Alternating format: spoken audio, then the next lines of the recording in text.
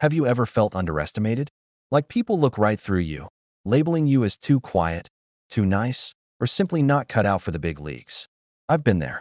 In my first corporate job, I was the ghost in the machine. I'd come in early, leave late, and pour my heart into my work. My ideas were good, solid. But whenever I'd try to voice them in meetings, I'd get drowned out by louder, more aggressive colleagues.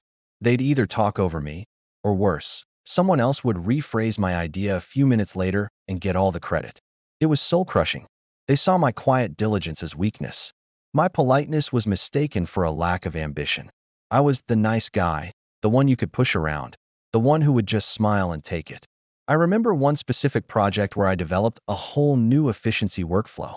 I spent weeks on it, perfecting every detail. I presented it to my manager, who nodded, took my report, and said, "Thanks, I'll take it from here." The next week, in a department-wide meeting, he presented my workflow as his own initiative. My name wasn't mentioned once. I sat there, invisible, my stomach in knots. My colleagues, the same ones who barely acknowledged my existence, clapped for him. That was my breaking point. But instead of letting that bitterness consume me, I decided to turn it into fuel. I realized that doing good work wasn't enough. I had to learn the game. So, I started observing. I watched how the winners in the office operated. They weren't necessarily smarter or more talented, but they were better at communicating their value.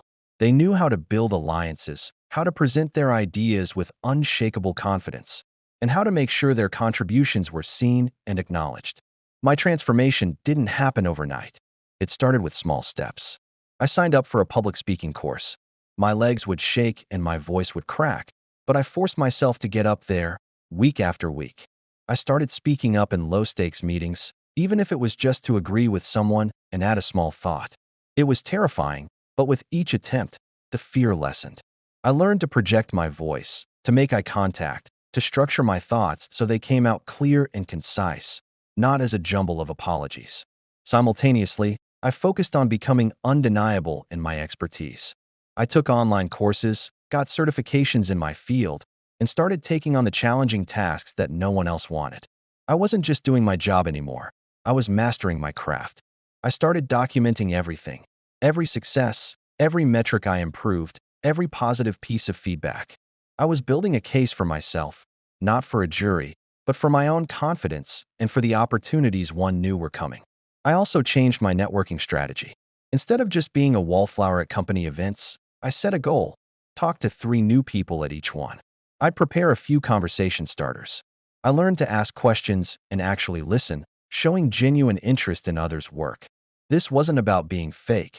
It was about building genuine connections. Slowly, people started to see me not just as the quiet guy in the corner, but as a knowledgeable and approachable colleague. My network of allies began to grow organically. The real shift happened about a year later. A major project was failing. It was behind schedule, over budget, and the team was demoralized. Everyone was pointing fingers. The project was the one my old manager had taken over from me. Seeing the chaos, I saw my chance. I went to the division head, not with complaints, but with a solution. I had my original, more detailed plan, updated with new data and a clear, step-by-step recovery strategy. I laid out the problems, the root causes, and my proposed fixes calmly and confidently. I didn't blame anyone. I focused entirely on the solution. The division head was skeptical at first. He remembered me as the quiet one. But my preparation was undeniable. The data was solid, the plan was meticulous. He looked at me, then at my report, and said, "All right, you think you can fix this? It's yours. You lead the team." The moment he said it, a wave of both terror and exhilaration washed over me. This was it. My first meeting as the new project lead was with the same team that had ignored me for years, including my former manager, who was now reporting to me. The air was thick with tension. You could feel the shock and resentment. They thought I'd fail. They were waiting for it. But I didn't walk in with an ego. I didn't say, "Look who's in charge now." I walked in and said, "Look, we all know this project is in trouble. I'm not here to place blame. I'm here to work with you to fix it. Here's the plan I've put together. I need each of you, with your specific expertise, to make it happen." I went around the table, person by person, and outlined the critical role I saw for them based on their strengths. I showed them that I saw them, that I valued their skills. I listened to their concerns, incorporated their feedback, and treated them with the respect I was never given. I didn't lead with authority. I led with competence and collaboration. We worked grueling hours, but something changed. The blame game stopped. The team started to gel. We started hitting our milestones, one by one. The project was a massive success. We delivered it on time and under the revised budget. The division head was thrilled. But the biggest win for me wasn't the praise or the bonus. It was the moment my former manager came to my office, closed the door, and said, "I was wrong about you. You did a great job. I'm sorry." It was a quiet moment, but it felt louder than any applause. A few months later, a senior management position opened up, the one my old manager had been vying for. I was encouraged to apply. I went through the interviews, presenting my track record, my leadership philosophy, and my vision for the department. And I got the job. I became their boss. Not just my old manager's boss, but the boss of the whole department.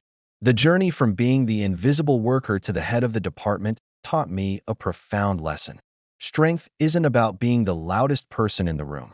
It's about quiet competence, relentless preparation, and the courage to seize your moment when it arrives. It's about earning respect, not demanding it. People might underestimate you. They might label you as weak because you're kind or quiet. Let them. Use it as your secret weapon. While they're busy underestimating you, you're busy working, learning, and preparing. And when the time is right, you won't need to tell them you're strong. Your results will do all the talking.